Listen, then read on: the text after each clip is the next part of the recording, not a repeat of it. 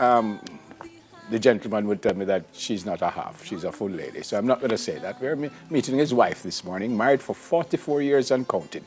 Dr. Anthony Gordon and Mrs. Dolores Gordon are here to share their story of long and lasting love. Good morning to you both. Welcome to Smile Jamaica. Morning, and good morning. thank you. Oh, Miss so Miss nice Dale, to it's meet just Miss great to see you, Miss Dale. Dale, because him leave you at home every time him come here. I don't know why. Well, him call her name so often that it's like she's here anyway. And I want to start with you, Miss Dell, because I've been working with Simone for most like over 10 years. I'm tired of her. Long time. Yeah. How have you lasted 44 years? And we will go back to the top after this, but how have you lasted 44 years? Wow. I tell you, I was brought up with my grandmother, and there is something that she passed on to me. Be with him all the time, go everywhere with him, except I didn't go to TVJ.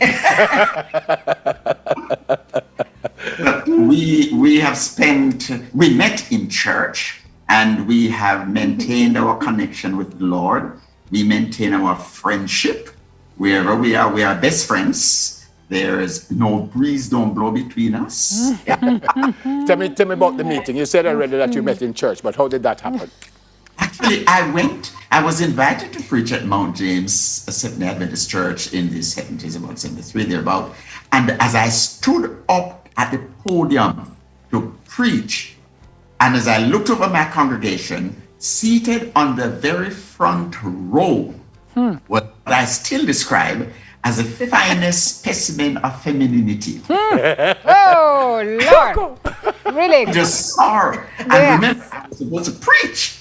And when I zoomed, I didn't know the word zoom then, I zoomed in on her. And I said, Lord, could this be her? That's been 40 odd years now, and the rest of it is history. So how you concentrate on your sermon, sir? Trust me, guess what? Because I immediately had a sense of good things to come, I delivered the sermon. So you were engaged in 75, you got married in 76, and that was 40 odd years ago. And you say, Yes. Sir Anthony, that breeze don't blow between you, but sometimes isn't a little breeze necessary? We're going to get into the things that have kept you for 40 odd years, but isn't that a part of it? Doesn't there have to be at some point some breeze, some separation, some alone time, some... No? Yes, there has been. And sometimes, I run away a day and he said, come back tomorrow. Hurry up and come.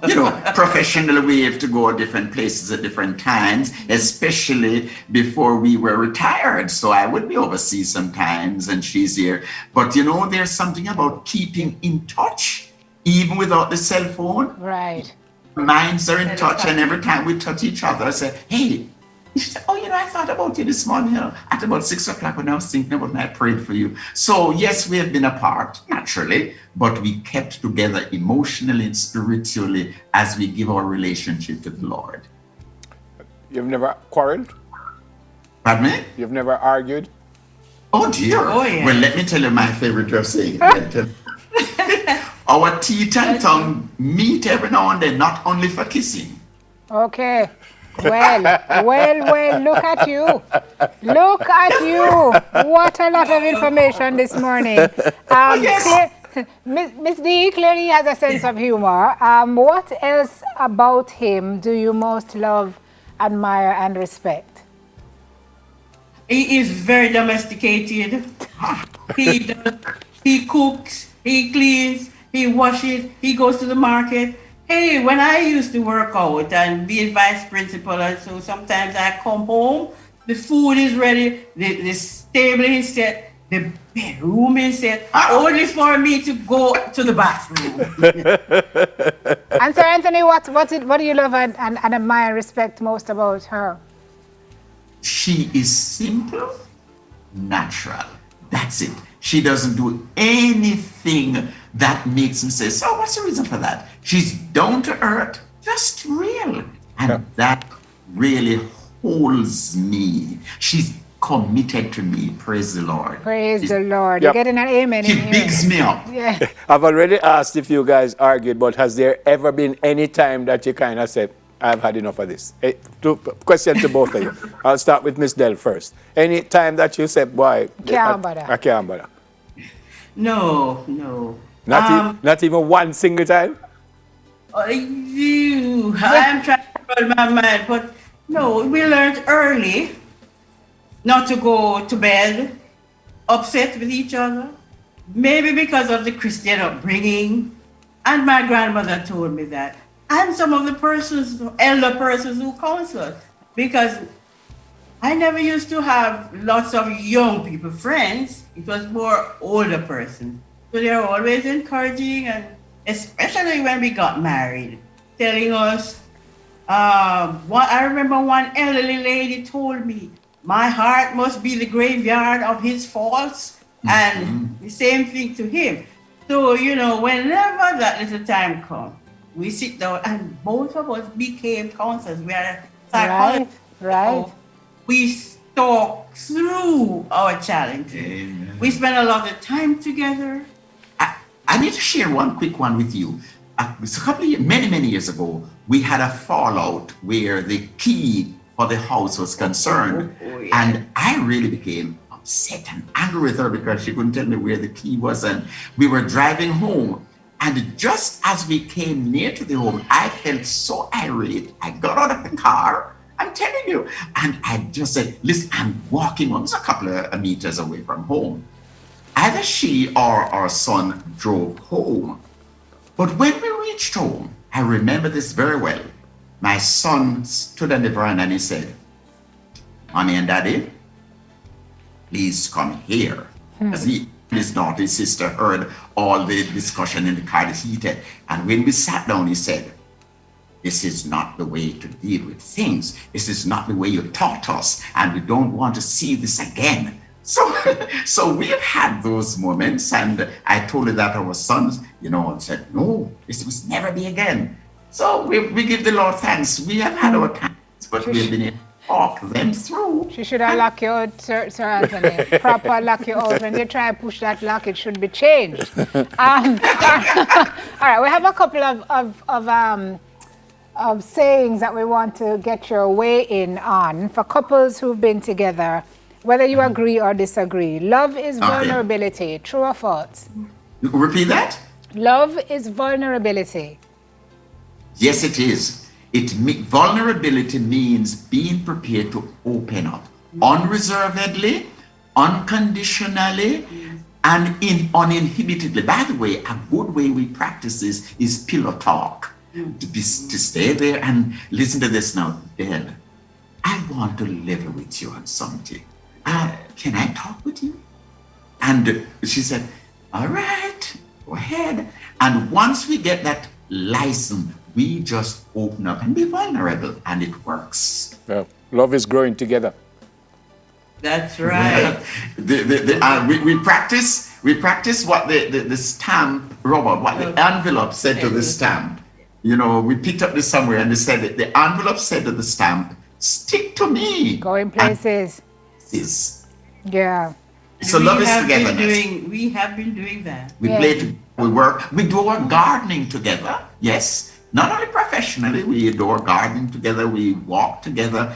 We're always in each other's space as much as is humanly possible, and it works. Love is knowing your spouse's love language. Oh yes. she loves the touch. Oh yes, and the rub back. Yes. And Look at Mr. Gordon. It's 6 o'clock in the morning. Please to watch it, sir. Question, and you've been together for a long time, as we know. But was there anything at all, and again, question to you both, Ms. Dell first, that you didn't like about it? Anything at all? Crickets. Yeah, sometimes I thought he was kind of brash. And that was one of the things we speak through on the pillow. And make up his face sometimes. And sometimes at first I didn't know how to read the face. So I said, don't give me that face, especially when I'm out in public. we talk through that. Yeah. Sir Anthony, anything about your wife that you didn't like? Yes, yes. Sometimes I wish she would just be a little more acknowledging. One of my love language is big up. So I like sometimes, when she would always say to me, hey, that was good. Let me tell you, for example, when I make a presentation at church or wherever, and everybody comes around and tell me, oh, that was good, Dr. Gordon, and so on. My best big up is when she says to me, hey, you did it right. So sometimes I don't get it as I think I would. Oh gosh. Okay. So love is equality. This one is interesting to me because Sergi, I'm sure you've mentioned on this program that you think the man is the head of the house and he ought to take on certain roles and responsibilities as a woman should not. So how do you view that equality in your marriage? What does that mean for the two of you? Equality means we made that from the perspective of creation. God made us equal, but we are not the same. And that, by the way, that accounts for the concept of compatibility. It means she has what I need. Trust me about that. I know she'll tell you. Get it? He has what I need. It's too early. It's too early. We have to go. We have to We're go. equal, but not the same. And that's the way the Lord made it. We have to go. The children do that too, Okay. They know if they come to mommy and ask her something, they need not go to daddy. Yeah. And vice versa. Because we're saying the same thing, more or less. We're still human. As a matter of fact, they thought while they were growing up that I was more strict than he was. All right. Interesting. We have to go. Miss Dell, your husband speaks about you so often that I feel I've known you for many years, but it was great to see you, great to meet you finally. Thank you, Devil. Sir Thank Anthony, you. I know we will speak again pretty soon, but God bless All you right. both, and thank you so very much for. Oh, yes. And it was so nice to be. Oh. Thank you so Happy much. Valentine's. Oh, I would want to ask you what you have for Valentine's Day, but Well, I too fear early. it's too It's too early in early. the morning. So I'm going to wrap this interview and say thank you both for talking to us. So lovely to talk to you. All right, now you do the outro because that's through my script Yep, away. Anthony and Dolores Gordon, married for 44